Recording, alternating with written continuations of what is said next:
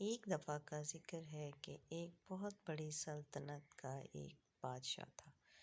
اس کے بستر میں ایک چوں رہا کرتی تھی جو جب بادشاہ سو جاتا تو اس کو کاٹتی اور اس کا خون چوستی۔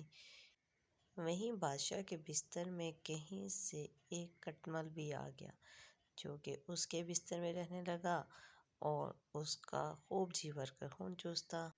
جوں نے جب کٹمل کو دیکھا تو اس سے کہا کہ تم بادشاہ کے بستر میں کیوں آئے ہو؟ تو کٹمل نے کہا کہ کیا تم اکیلے ہی بادشاہ کا میٹھا اور لذیذ خون چوسنا چاہتی ہو؟ ہم دونوں دوست بن جاتے ہیں اور مل کے بادشاہ کا خون چوسیں گے۔ تو جوں نے کہا کہ ٹھیک ہے، پہلے میں بادشاہ کا خون چوسوں گی تو تم رات کو بادشاہ کا خون چوسنا۔ کٹمل اس کی بات مان گیا۔ اسی رات جب بادشاہ اپنے بستر پر آ کر سویا تو کٹمل نے بادشاہ کا خون چوسنا شروع کیا۔ بادشاہ کو ہلکی سی کھجلی محسوس ہوئی۔ کٹمل کے کاٹنے اور خون چوسنے کی وجہ سے بادشاہ کی بازو پر زخم ہو گیا۔ بادشاہ فوراً سے اٹھ گیا اور اس نے اپنے سپاہیوں کو بلایا۔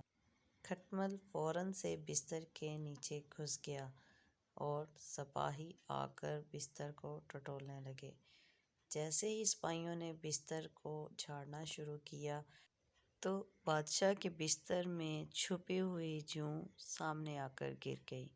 سپاہی نے فوراً سے جوں کو مار دیا۔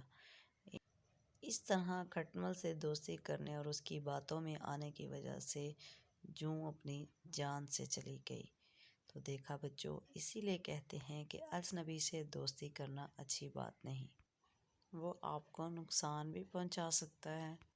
ہماری اگلی نئی کہانی دیکھنے کے لیے ہمارے چینل کو سبسکرائب، لائک اور شیئر کریں۔ تو ملتے ہیں ایک نئی کہانی کے ساتھ۔ اپنا خیال رکھیے گا۔ اللہ حافظ۔